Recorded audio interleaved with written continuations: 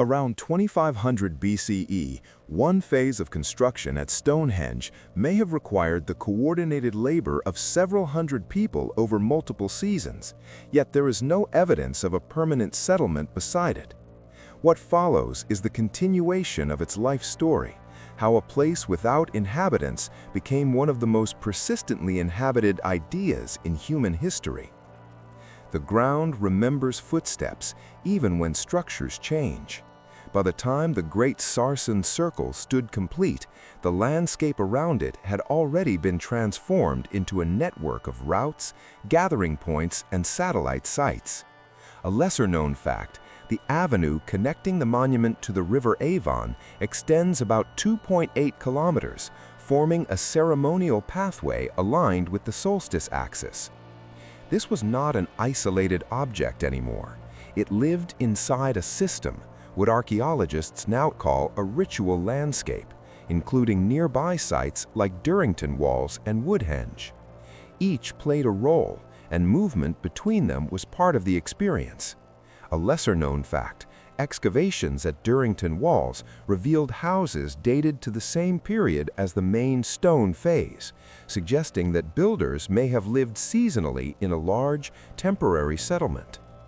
The difference between wood and stone mattered.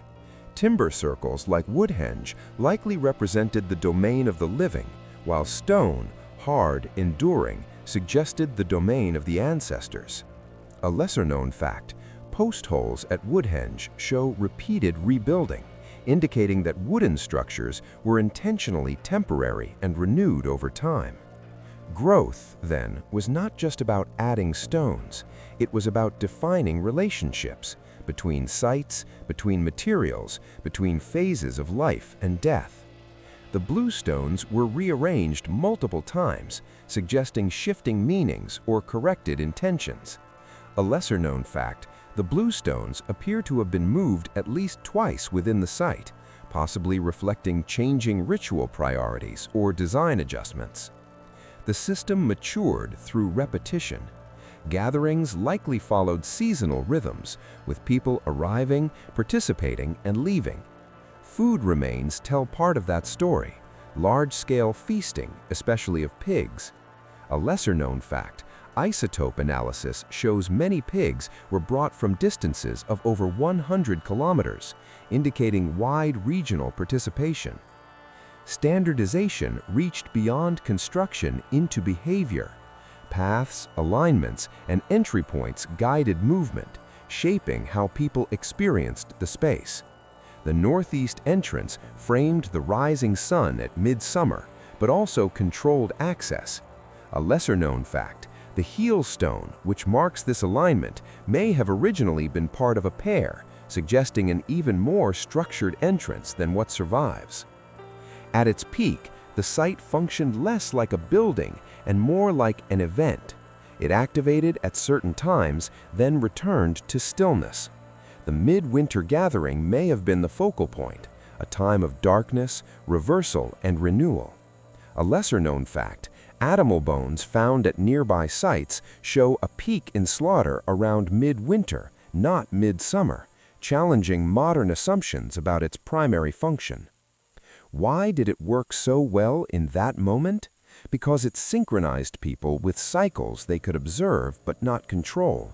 The movement of the sun, the turning of seasons, the predictability of light and shadow.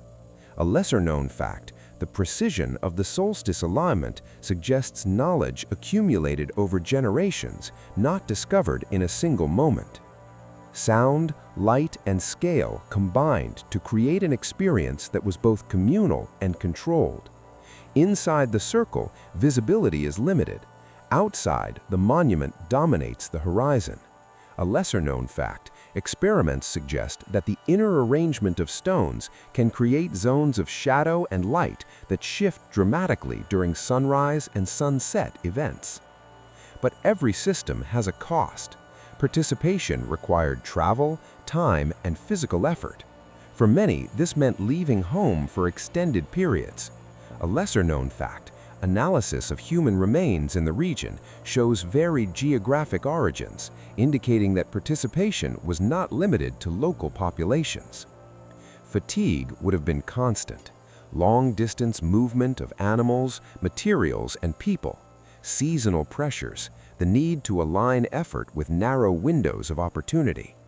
A lesser-known fact, the chalk ground of the plain becomes slippery and unstable in wet conditions, complicating transport and increasing risk during certain seasons. Injury was not just a possibility, it was likely. Handling massive stones, managing large crowds, working with primitive tools, even minor accidents could become serious. A lesser-known fact, experimental reconstructions have shown that wooden sledges for transport can fail under uneven load, creating sudden and dangerous shifts. There was also the cost of belief. To commit to a project that spanned centuries required trust in continuity, trust that future generations would understand and continue the work. A lesser-known fact, the long gaps between construction phases suggest that this trust was not always maintained, and that the meaning of the site had to be rediscovered or reinterpreted. Old age did not arrive as a single event. It came gradually as attention shifted elsewhere. New burial practices, new monuments, new priorities. The site was not abandoned, but it was no longer central. A lesser-known fact, by the late Bronze Age, activity at the site had significantly declined, with more focus on surrounding barrow cemeteries. Environmental factors played a role as well. Changes in climate, soil use, and vegetation altered the landscape. The open plain may have looked different over time. A lesser-known fact, pollen analysis indicates shifts in vegetation, including periods of increased woodland and later clearing, affecting visibility and movement. New doctrines of ritual emerged. What had once been a focal point became one option among many. The stones remained, but their meaning was no longer fixed. A lesser-known fact, some later cultures appear to have reused or repurposed parts of the site, though evidence is limited and interpretations vary. By the time of the Roman conquest of Britain, the monument was already ancient. It stood as a relic of a past that even then was not fully understood. A lesser-known fact, Roman-era artifacts found nearby suggest awareness of the site, but no clear evidence of significant modification or use. Medieval interpretations added new layers, myths of giants, of magic, of impossible construction. The site became a story as much as a structure. A lesser-known fact, the 12th century writer Geoffrey of Monmouth claimed that the stones were brought from Ireland by giants, reflecting attempts to explain its origins long before archaeology. Time continued its work. Stones fell. Some were removed or repurposed, others sank or shifted. The silhouette changed, but the presence remained.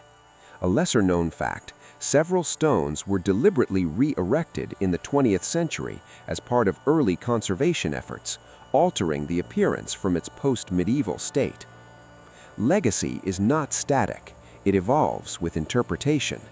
In the modern era, the site has become a symbol of mystery, of ancient knowledge, of cultural identity. A lesser-known fact, the monument was one of the first sites in Britain to receive legal protection under the Ancient Monuments Protection Act of 1882. What later designs copied was not the form, but the idea, the use of alignment, of scale, of landscape integration. Modern architecture and planning still draw on these principles, often without direct acknowledgement. A lesser-known fact, studies of the site have influenced theories of astroarchaeology, shaping how researchers approach other ancient structures worldwide. What was learned is still being learned.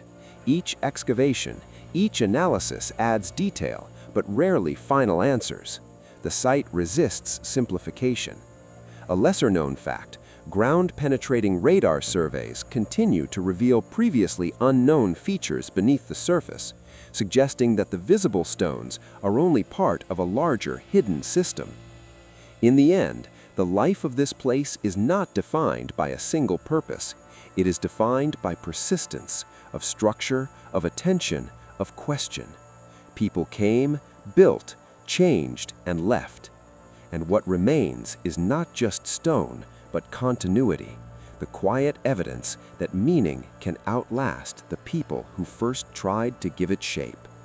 56 bluestones, many weighing between 2 and 4 tons, were moved over distances of roughly 200 kilometers to reach a chalk plain that offered no obvious material advantage. This is the life story of Stonehenge, not as a mystery solved in one stroke, but as a long, human project shaped by need, compromise, and changing purpose across more than 1,000 years. It begins not with stones, but with absence. Around 3100 BCE, the plain of Salisbury was already marked by movement of people, of animals, of seasonal gathering. The problem was not how to build something permanent, but how to anchor meaning in a landscape that was used, revisited, and then left behind. A lesser-known fact, the earliest phase of the site was not stone at all, but an earthwork enclosure, a circular ditch about 110 meters in diameter, dug with antler picks. Those first builders were not thinking in terms of monuments as later ages would define them. They were organizing space, separating inside from outside, marking a boundary that could hold ceremony, burial, or memory. The parents of the structure were not kings or architects, but a convergence of ritual practice, communal labor, and seasonal movement. A lesser-known fact, analysis of the ditch suggests it was dug in segments, likely by different groups, indicated coordinated but decentralized labor rather than a single authority. Early decisions show restraint more than ambition. The ditch and bank were enough at first, with timber posts possibly erected inside. There is no evidence of massive stone at this stage, no sign of the iconic silhouette yet. A lesser-known fact, some of the earliest burials at the site were cremations, making it one of the largest known Neolithic cremation cemeteries in Britain. Childhood for this place was a period of experimentation. Timber posts replaced, removed, and reconfigured. The site did not yet know what it would become. People returned, but not continuously. Generations passed between phases. A lesser-known fact, radiocarbon dating suggests gaps of several centuries between major construction stages, meaning the builders of later phases inherited a place already ancient. Misunderstanding likely shaped early changes. Alignments that seemed significant may have been adjusted or abandoned. The idea of celestial alignment, so often emphasized now, may not have been precise in early phases. A lesser-known fact, the famous alignment with the summer solstice rise becomes clearly defined only in later stone phases, not in the earliest earthwork layout. Small changes mattered more than grand gestures. The placement of a post, the widening of an entrance, the reuse of a pit. These were incremental decisions that slowly shifted the identity of the site. A lesser-known fact, the northeast entrance, which aligns with the solstice rise, appears to have been deliberately widened in later phases, suggesting adaptation rather than original intent. Growth did not happen quickly. It came with a new idea: stone as permanence. Around 2600 BCE, the first bluestones arrived. Their origin in the Preseli Hills of Wales remains one of the most debated aspects of the site. A lesser-known fact, estimates vary, but transporting even a 2-ton stone over that distance would have required dozens of people and complex logistics, possibly involving both land and water routes. The system around the stones matured as the stones themselves appeared. Tracks, river crossings, staging points. The effort implies planning beyond a single season.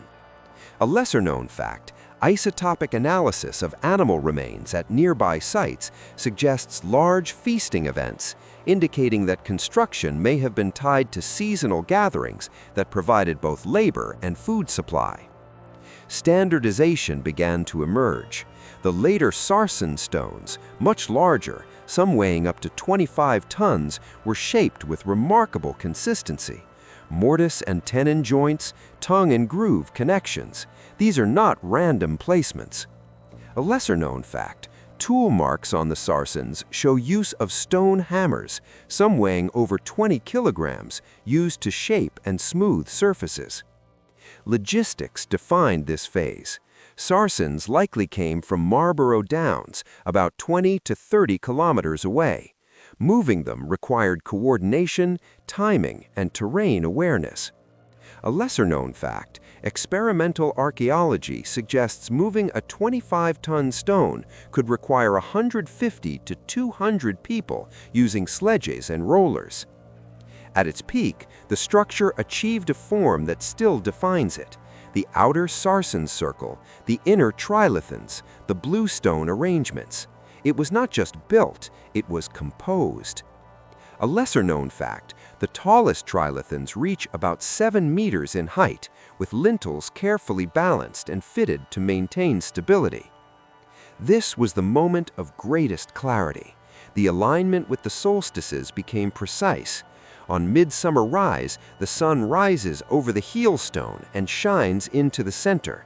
On midwinter sunset, it aligns in the opposite direction. A lesser-known fact, archaeological evidence suggests midwinter, not midsummer, may have been the more significant gathering time, based on animal slaughter patterns. Why did it work? Because it combined visibility, predictability, and participation. The stones created a frame for events that people could anticipate and witness together. A lesser-known fact, acoustic studies indicate the arrangement of stones can reflect and amplify sound, potentially enhancing the experience of rituals within the circle. The cost was not measured only in labor, it was in time, generations committing to a project they would not see completed. It was in coordination across distances and communities. A lesser-known fact, skeletal remains from the period show signs of physical strain consistent with heavy labor, including joint wear and muscle attachment changes. Psychological cost is harder to measure, but likely present. Participation in such a project required belief in purpose, in continuity, in shared meaning. A lesser-known fact, some burials associated with the site include individuals from distant regions, suggesting that the site drew people far beyond its immediate area. Injury patterns would have included crushing, strain, and accidents. Moving stones of such size is inherently dangerous. Estimates vary, but even a small failure could have been fatal.